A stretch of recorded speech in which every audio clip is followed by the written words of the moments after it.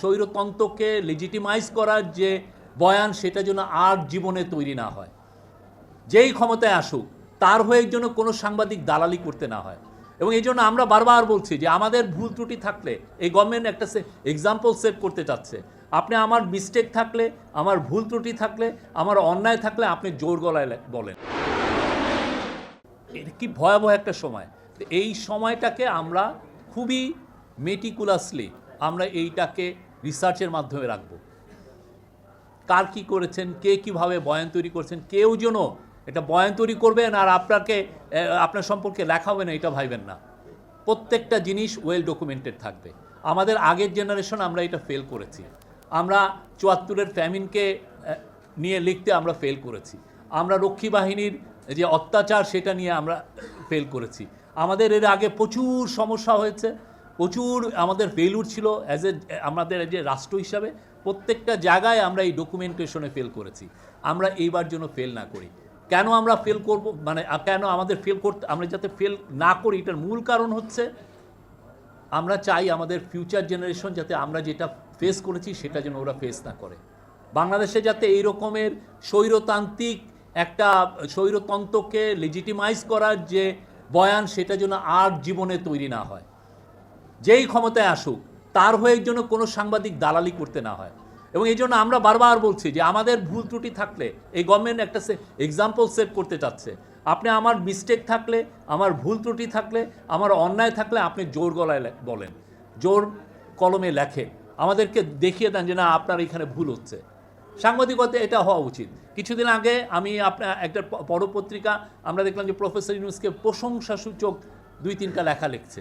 আমরা তাকে ফোন দিয়ে বলছি ভাই এটা লেখার দরকার নাই, আপনি আমার গঠনমূলক সমালোচনা করেন, এই প্রশংসা করার তো দরকার নাই। আমরা চাই আপনারা এই প্রত্যেকটা বিষয় আপনারা তুলে ধরেন। বাংলাদেশের স্বাধীন সাংবাদিকতার খুবই একটা ইম্পর্টেন্ট সময় যাচ্ছে। আমরা বাংলাদেশকে নতুনভাবে গড়তে চাই।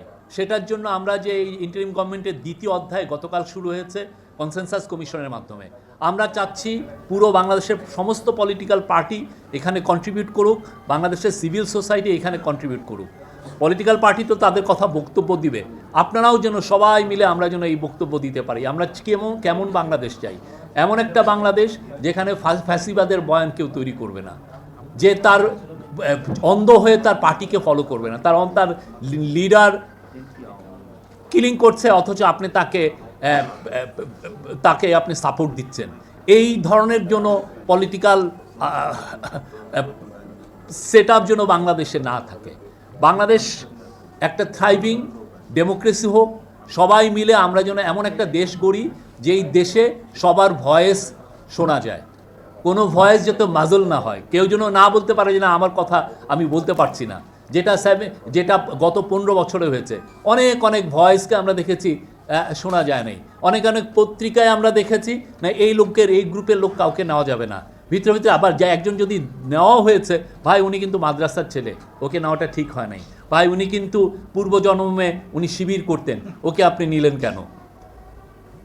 উনার মেধা কতটুক, উনি কি জার্নালিজম করেন, উনার লেখার পাওয়ার কতটুক সেটা মুখ্য বিষয় না। মুখ্য বিষয় হচ্ছে উনি ওই কাজ করেছেন, উনার প্রাইভেট লাইফে কি পলিটিক্যাল পার্টি করেছেন, ছাত্র জীবনে কি করেছেন সেটা তখন মুখ্য হয়েছে। এবং এটার জন্য একটা পুরো গোষ্ঠী ছিল আপনাকে হাউন্ডিং করে, ওকে পচাও, অনলাইনে বলো।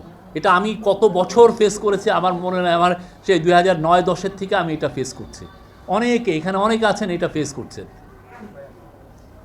এই যে একটা আপনাকে এই যে এটাকে বলা হচ্ছে যে আমেরিকা